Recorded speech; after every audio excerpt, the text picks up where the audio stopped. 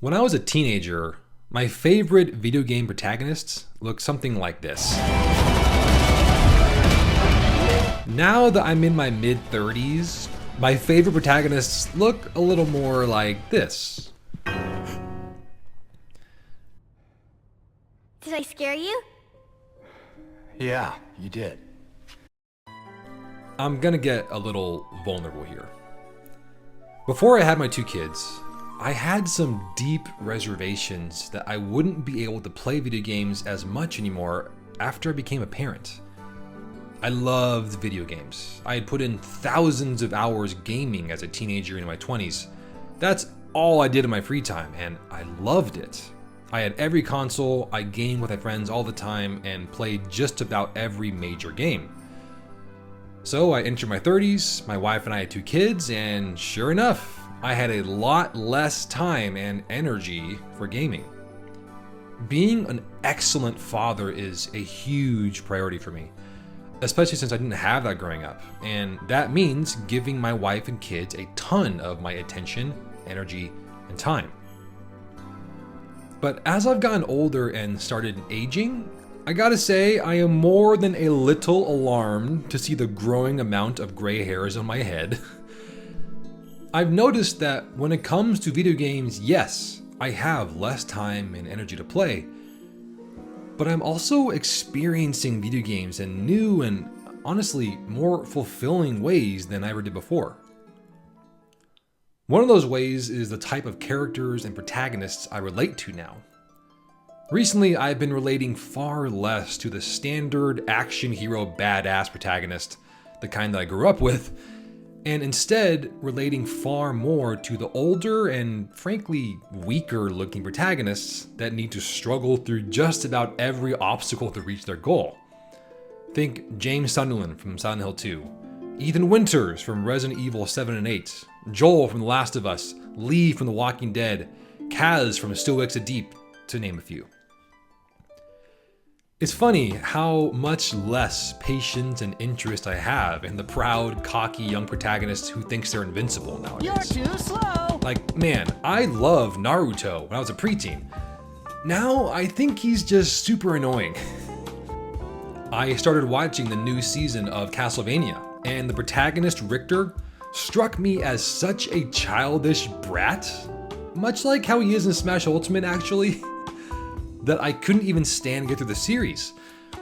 Look, now that life has humbled me, I've lost all my money multiple times. I've been fired and laid off. I need to wear not just one, but two knee braces nowadays when I play basketball.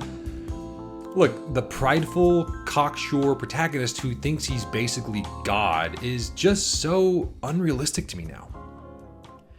In fact, that was one of the main themes of God of War, one of my favorite games of all time, where Kratos, an actual god, is trying to teach his young son that being a god doesn't mean using your power for selfish gain, a lesson that nearly costs young Atreus his life through his pride and arrogance.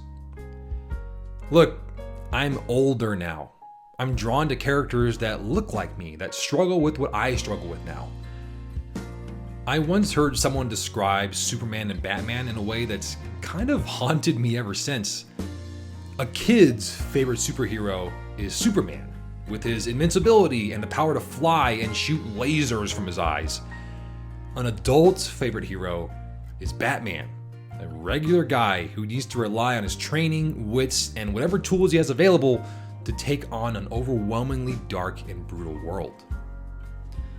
Look, I still love those power fantasy games and movies where you're flying through the New York City skyline at night like Spider-Man, or sneaking around doing an impossible mission like Tom Cruise. Those icons are still appealing to me, and I still love playing as these characters. But the games that stick with me the most, the games that cause me to sit and reflect on my own life after I turn the TV off, are the games with aging, weaker protagonists that are just trying their best to make the most out of a bad situation with the limited resources and energy they have. All that probably sounds pretty depressing, huh? But look, let me be quick to point out that the feelings behind my newfound interest in these characters are ones of admiration, inspiration, and hope. Look, It's hard being a parent of young kids, let me tell you. It's hard being a millennial where saving up for even a down payment on a house that's not even that great is going to cost you more than you can save up in a decade. And more, I'm finding comfort and inspiration from watching these aging protagonists who understand how hard it is to teach your children life's most important lessons, how difficult it is to not give in to the cynicism and bitterness after life breaks you down, and how hard it can be to just keep going when everything around you seems impossibly overwhelming. It's kind of like this. If Isaac Clarke, Marcus Phoenix, and Kratos can deal with all the shit they have to deal with and come out the other side without becoming a complete nihilist, I mean, it sounds silly, but just seeing these characters overcome their obstacles, which are infinitely more difficult than my own, it gives me hope that maybe I can too. I first realized I struggled with addiction in my early 20s. It had been something I've been trying to deal with for most of my life, really, and when a therapist finally suggested that I should maybe check out a 12-step program, I realized just how much help I needed and how powerless I was on my own to solve my problems. I've learned that there's an immense beauty and comfort and peace in being powerless. In video games, you usually have all the power. You're the one mowing down hundreds of zombies with grenade launchers and the Hammer of Dawn. You're the one who can single-handedly protect your friends with a single sniper rifle from the right vantage points. You're the one with unlimited tries. But as I've gotten older, the video games that have begun appealing to me more are the games where you don't have all the power, where your mistakes matter. The horror genre is probably the best showcase for this, where you as a player often have to guide your weak, scared protagonist through terrifying enemy-filled labyrinths of death traps with no backup and no one coming to save you.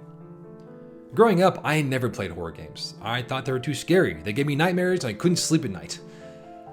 But now I've come to absolutely love horror games. In part due to how much pressure they put on you, the player, and your character, and how inspiring it is to see how hard you have to work to overcome a seemingly impossible challenge and somehow succeed anyways. Every time, through the nature of video games, your character finds a way, they figure it out. They don't resort to childish blaming, or throw a tantrum, or waste time wishing things were different. They just do what they need to do for their loved ones, often with the barest arsenal of weapons and resources. I love this. It reminds me of my own powerlessness. I can't control the housing market to make buying a home more affordable. I can't control my kids when they're screaming and throwing toys because I said they couldn't have any more juice. It doesn't matter. I still need to be there for them and do whatever it takes to help and protect them and give them what they need. And it's not because I'm all powerful, that I have a ton of money or smarts or resources. It's because that's who I choose to be. And by making that choice, I allow myself to grow into something more, something better, a more patient, resilient, creative person. Because I have to be if I want to move forward. Isaac Clarke could never take on a necromorphine self with no tools or resources. He's just a regular guy in a spacesuit. But he needs to save his loved ones, so he does whatever he can do to help. He gets creative, like crafting all kinds of crazy weapons using his engineering skills to give himself a chance. Ethan Winters had absolutely zero chance to win in a fight against this or this. But he crafts weapons and solves puzzles and fortifies his defenses to get through it, even if it costs him an arm and a leg or a hand. These characters don't have the luxury of an easy way out. They're usually powerless in their current state and need the help of friends, resources, or just leveling up, literally and metaphorically, to overcome the challenges they couldn't beat on their own in their current state. There's beauty in powerlessness, because it forces you to become something more than you were. I normally don't quote Brad Pitt in my day-to-day life, but This line his character Achilles said from the movie Troy has stuck with me for years after I first watched it. Quote, "The gods envy us. They envy us because we're mortal, because any moment might be our last. Everything is more beautiful because we're doomed." This is not the logic of a young person. At least it wasn't for me. When I was growing up, there was too much to do, too much I still needed to do. There were always people around, always plans being made, always activities to organize. I thought I'd never die. The quote-unquote end of my life seemed centuries away. I had no understanding of the concept that singer-songwriter Carl Sigman once said, "It's later than you think." Well, I've gotten older. My life is a lot quieter now. One of the interesting things about growing older is how differently you look at the rustling leaves on a tree on a windy day, or the mesmerizing colors of the clouds right at the sunset. In other words, the things that most people don't stop and take time to notice when they're young. There's too much going on, too many people around, too many things to do. The other day, I looked in the mirror and saw several more gray hairs growing on the side of my head and in my beard. The thought just kind of hit me, undeniable and unavoidable. I'm getting older. I'm gonna die someday. To clarify, this wasn't like a creepy, despairing thought. No, more of an important reminder. Don't forget to spend your time well. But I also feel like I'm appreciating life more now. I watch things more closely. I often sit in my office, do a breath hold, and meditate in silence. When I play basketball at the gym nowadays, I don't go crashing into the fray anymore to try and grab a loose ball. Even though not doing so may cause me to lose the possession or even the whole game, it means I'll still be able to play the next day and lower my chance of a needless injury. I'm thinking long term now. I see the value of hard work more nowadays too, because it's just harder to put in the work now than it was when I was younger and had energy to spare. I exercise nowadays, and doing 40 push-ups in a row feels incredibly meaningful to me, because when I was in my 20s, pretty much anyone around me could work out a ton and lift a ton of weights and eat whatever they want and drink however much they wanted and still wake up the next day feeling refreshed and ready to go. Now, in my mid-30s, it feels like it's quite an accomplishment for someone like me to exercise the way I do. It's just harder to do when you're older. There's a line of a Black Keys song I've been thinking about a lot recently. When I was young and moving fast, nothing slowed me down. Now I let the others pass. I've come around. When it comes to video games, a lot of developers have obviously had these same thoughts. They've gotten older along with their player base. Actually, there have been a lot of video games that have aged their protagonists in the same way their players have aged. Kratos, Solid Snake, Nathan Drake, Sam Fisher, Chris Redfield, Kazama Kiryu. And players have been delighted that their favorite protagonists haven't stayed the same plucky young buck who could take on the world before lunch. Life gets harder as an adult, and the same has been true for many of our favorite protagonists. And I've learned that there's so much more beauty in the world I just didn't pay enough attention to when I was young and moving fast. A lot of people may see growing older as a bad thing. You get less sexy, you get wrinkles, your hangovers get worse, your joints start to ache for no reason, you can't stay up late, you move slower. But remember, not everyone gets to grow old.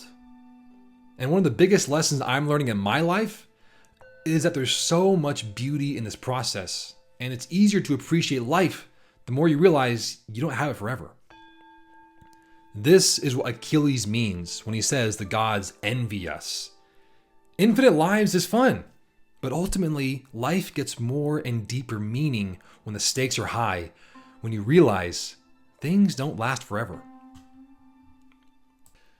One of the most important questions I constantly find myself thinking about is, am I spending my time well?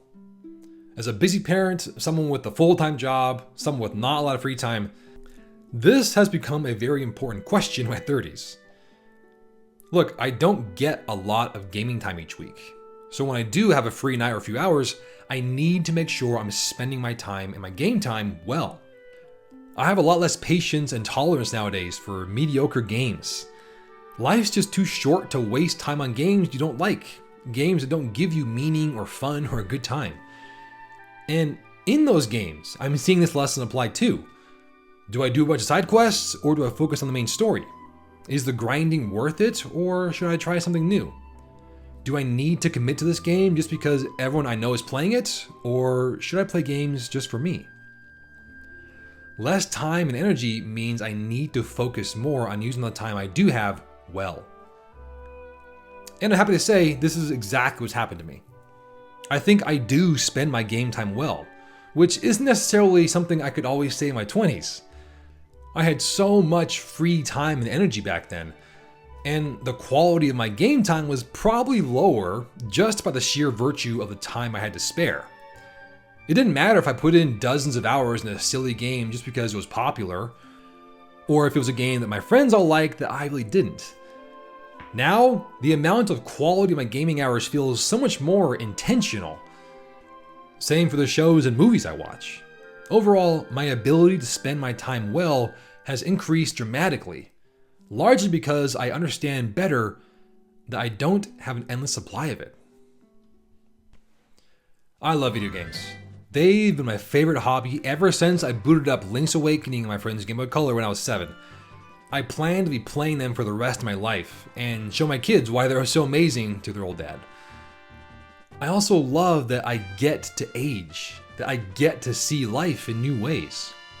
I love playing as older protagonists who aren't built like tanks with enough guns and muscles and energy to take on an army by themselves. I've come to really appreciate seeing my favorite protagonists realize, like me, that they don't have forever on this earth, that their choices matter, that life doesn't care if they're older and slower and weaker, but time and time again, they find ways to overcome their obstacles and still save their own world and protect their loved ones. And it's more special because it's harder. Thanks for watching. And if you want to watch more videos like this, be sure to click that subscribe button.